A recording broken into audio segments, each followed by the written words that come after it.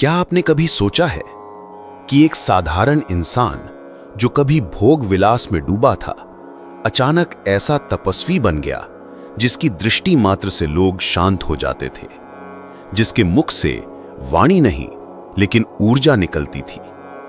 क्या वो कोई चमत्कारी बाबा था? नहीं, वो था एक आम आदमी जिसने ब्रह्मचर्य को जान लिया था। आज हम आपको एक ऐसे रहस्य से परिचित कराएंगे जो ना केवल आत्मा की ऊर्जा को बचाने का विज्ञान है, बल्कि जीवन को दिव्यता की ओर ले जाने वाला द्वार भी है। ये कहानी है व्यासगिरी की, एक युवा जो वासना से लड़ते हुए आत्मा की राह पर चल पड़ा। लेकिन इस यात्रा में जो हुआ वो आपको हिला देगा और शायद आपकी जिंदगी की दिशा भी बदल दे। गांव का नाम था पिंपल गांव। महाराष्ट्र के एक कोने में बसा एक साधारण गांव, लेकिन वहां का एक युवक साधारण नहीं था। नाम व्यासगिरी। सिर्फ 17 साल का था जब उसके अंदर बदलाव शुरू हुआ। रातों को नींद नहीं आती, मन हमेशा भटकता रहता और इंटरनेट की लत ने उसे भीतर से खोखला कर दिया था। हर रात मोबाइल की स्क्रीन पर आंखें गड़ाए वो सोचता, क्या यही जीवन है? एक दिन उसने एक किताब पढ़ी, ब्रह्मचर्य, आत्मा की ऊर्जा का रहस्य, स्वामी विवेकानंद की वाणी। वहां एक वाक्य लिखा था, वासना आत्मा को नीचे खींचती है, ब्रह्मचर्य आत्मा को ऊपर उठाता है। व्यासगिरी ने निर्णय लिया, अब ब्रह्मचर्य का पालन करूंगा। लेकिन यह इतना आसान नहीं था। पहले ही दिन मन चिल्लाया, बस आज देख लो, कल से छोड़ दूंगा। वो मंदिर गया, पर वासना की छाया पीछा करती रही। शास्त्र कहते हैं वासना 5 इंद्रियों से प्रवेश करती है, नेत्र, श्रवण, गंध, स्पर्श और मन से। व्यासगिरी ने पहला अभ्यास शुरू किया, त्राटक क्रिया, एक लौ को देखकर ध्यान लगाना। मन जहां भागे लौ पर वापस लाओ। धीरे धीरे मन की गति धीमी होगी। 7 दिन में उसने महसूस किया, पहली बार उसके सपनों में शांति आई। अब व्यासगिरी ने जानना चाहा, आखिर ब्रह्मचर्य से क्या होता है। वो गया एक योगी के पास, स्वामी रूपनाथ, जो जंगल में अकेले रहते थे। स्वामी ने कहा, ब्रह्मचर्य सिर्फ संयम नहीं, ऊर्जा का संचयन है।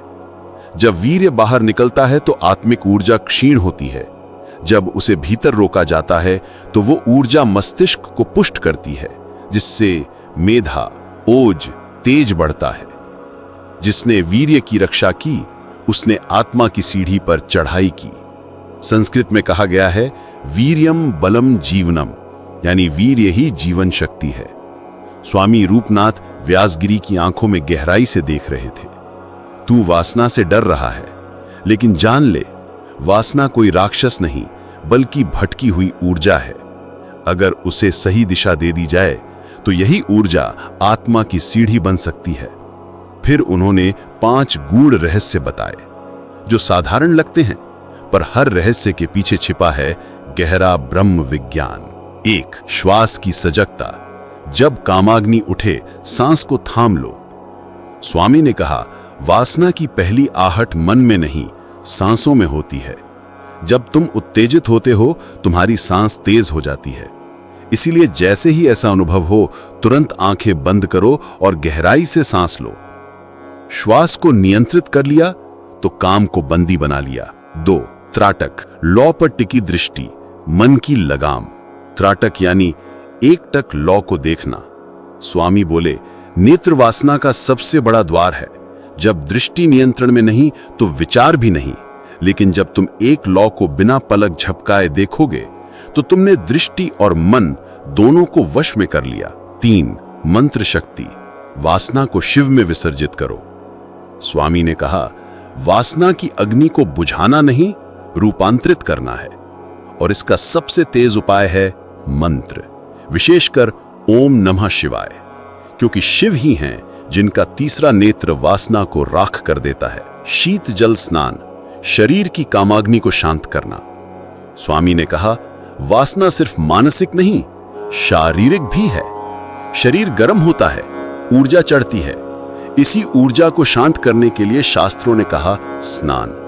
विशेषकर ठंडे जल से सिर पर जल डालना। 5. रात्रि का नियम, सोने से पहले मन को खाली करो। स्वामी ने अंत में कहा, वासना की सबसे ज्यादा शक्ति रात में होती है, जब तुम अकेले होते हो। नींद में जो सपने आते हैं वो दिन भर की सोच का विस्तार होते हैं। इसीलिए सोने से पहले मन को शून्य करना जरूरी है। 3 महीने बीत गए। अब व्यासगिरी बदल चुका था। उसकी दृष्टि में स्थिरता थी, उसके चेहरे पर चमक थी। एक दिन ध्यान में बैठा और उसकी कुंडलिनी ऊर्जा जागृत हुई।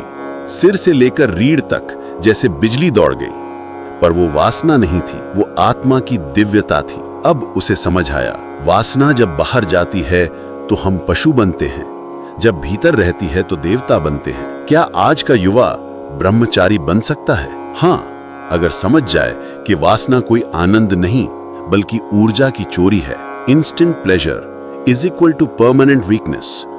Temporary temptation is equal to eternal regret.